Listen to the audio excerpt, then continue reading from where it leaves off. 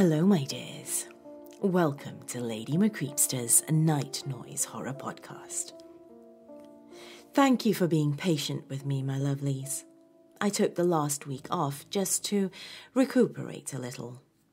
Last month was trying, and I cannot say that I am over the worst of things yet, but I feel some breath has come back to me. Enough for me to focus on things that make me happy, and this, my dears, being able to find and tell you these tales is definitely one of those things. So here is to us moving forwards and onwards together, my dears. Another quick thank you for those of you who voted for me in the Chilling Tales for Dark Nights Evil Idol competition. I was not crowned the winner, but I am so thankful for your support. It was such an honor to be part of the competition. Please do send the new Evil Idol champion, Jessie Brown, a hearty congratulations over social media. And now, on with today's tale. This is another one by author PF McGrail from the anthology 50 Shades of Purple and Other Horror Stories. The book is available for purchase through Amazon.com, and a purchase link is in this episode description. These stories are only possible thanks to the twisted minds of these authors, so if you are able, do show your support by getting a copy of the book. This evening's tale is called Some Notes on That Thing in the Bed Next to You. So come now, my dears. Lean in closer and we'll begin.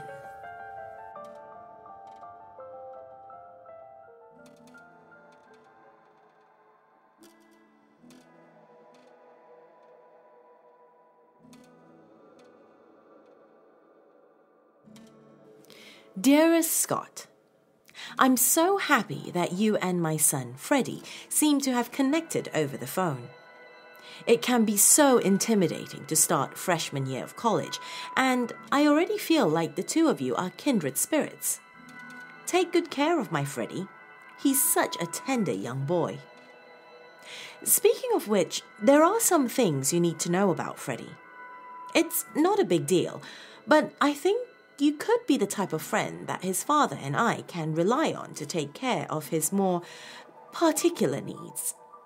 First of all, please make sure that he takes his vitamin regimen every morning. Howard and I are on him every day, and he's always rolling his eyes at us. Honestly, I worry he'll miss out on what his body needs if someone isn't there to check up on him. The vitamins will arrive weekly in the mail in a discreet, unmarked package. He needs monitoring to stay safe. On top of the vitamins, he'll need some additional medication that he's not exactly aware of. Howard and I mash Quaaludes into his meal every night to help him get to bed.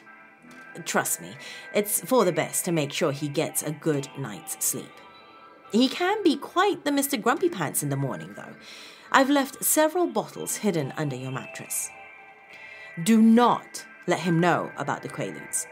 And don't think we're unaware of what virile young men get up to in college. Howard and I were your age too, you know. I realize that it's considered polite to leave the room when your friend sexiles you for the night, but this is important. Never leave him alone in the room when he's fornicating. I don't care if you blatantly sit and watch or if you have to hide under the covers. Don't let him alone with a girl. What you do is fine. You can beat off for the entire 10-minute adventure. God knows Howard has. But someone has to monitor what happens with the girl. Get her name, phone number, and follow her home if you can. This is the important part.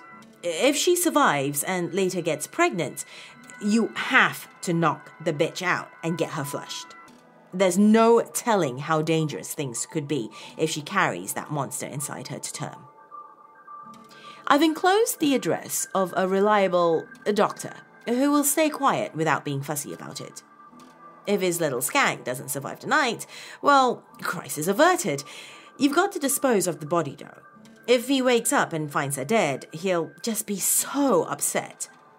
Better for him to think she walked back to her little so-horty house and avoided him forever.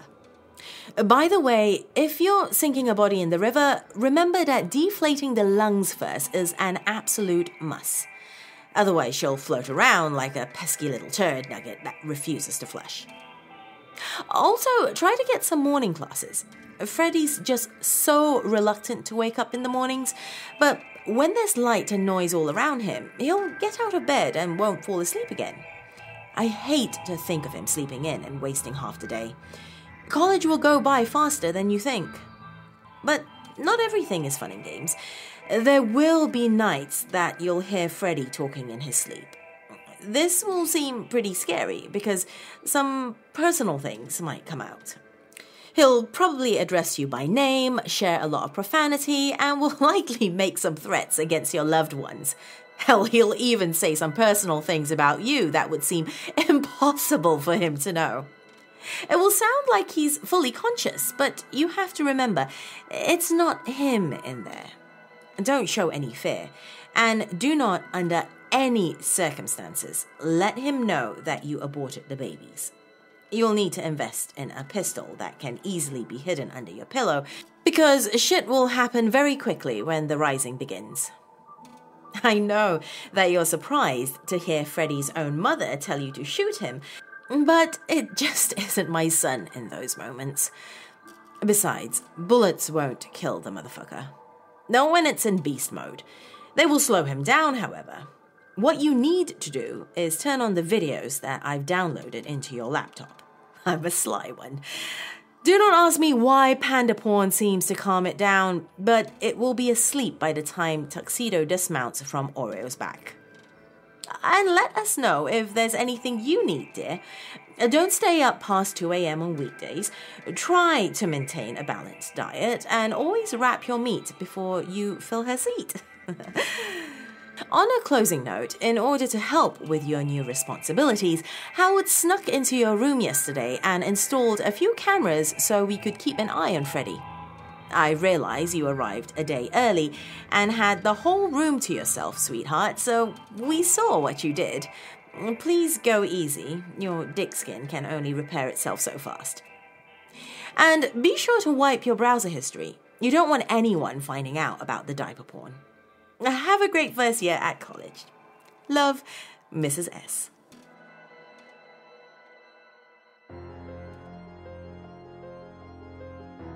Freshman year of college can indeed be rough, but hopefully it won't be too trying for Scott and Freddy now. Do pop me a note and let me know what you think of this story. Remember to subscribe, and if you're watching on YouTube, be sure to hit that bell icon as well.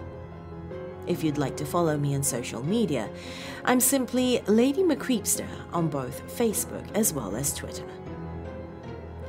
That's all for this evening, my dears. Till next time, sweet dreams.